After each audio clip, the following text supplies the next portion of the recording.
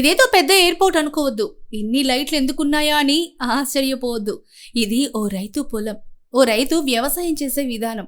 అధునాతన శాస్త్ర సాంకేతిక పరిజ్ఞానాన్ని అందిపుచ్చుకొని చేస్తున్న సాగు విధానం నిజంగా అద్భుతం.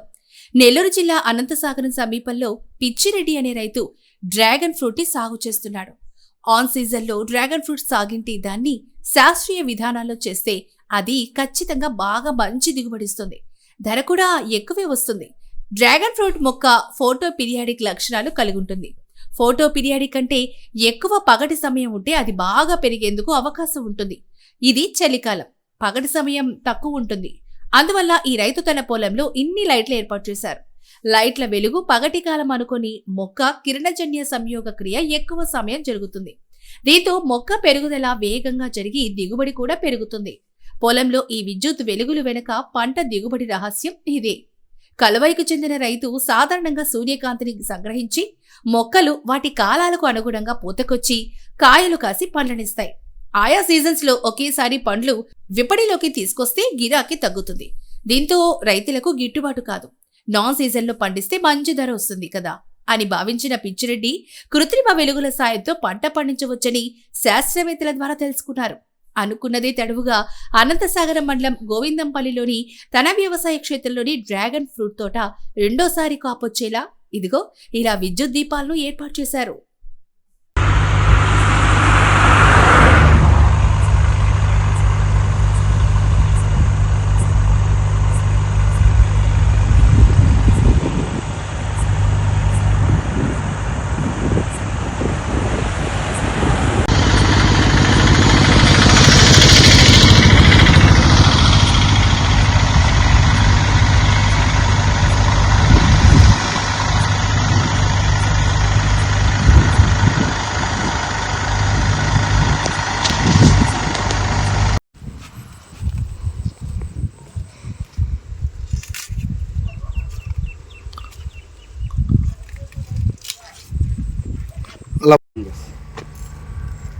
వచ్చిందా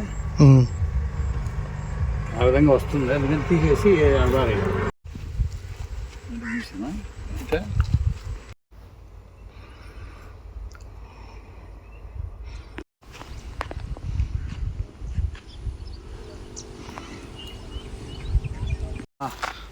ఒక 12 రోజులు కూర్చోారు. 12 days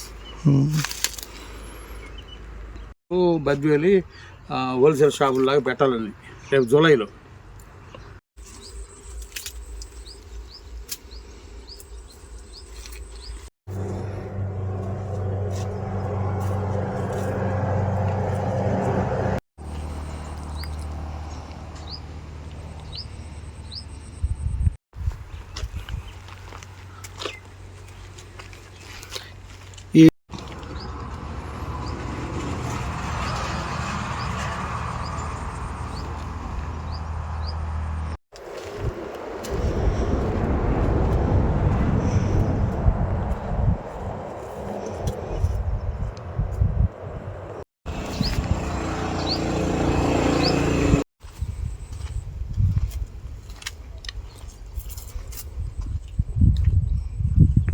అంతకుముందు రోజు ఒక 4 రోజులు 150 అంతా ఒక 400 కేజీలు పోసాం.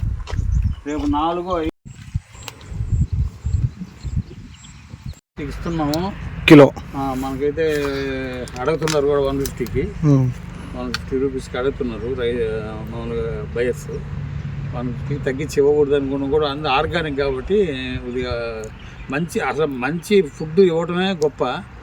కానీ బయట కన్నా మనం ఇక్కడే ఇచ్చి కన్జ్యూమర్కే హోల్సేల్కి ఇచ్చే బదులు మన కన్జ్యూమర్కి ఆ రేట్కి ఇవ్వడం మేలనే ఆలోచనతో ఉన్నాం. ఈ రసాయన ఎరువులు పెట్టకూడదనే ఆలోచనతో అవి కూడా ఇంకొక 1 year లోపలే నేను అది కూడా మానేసి ఆవులకు కూడా మంచి గోశాల వేసాను. 40 ఆవులు పెట్టుకొని దాన్ని ఆవు పేడ కోళ్ళ ఎరువుతో దీన్ని పండించాలని, ఆవు మూత్రం ఇవన్నిటిలో మనం చేయాలి.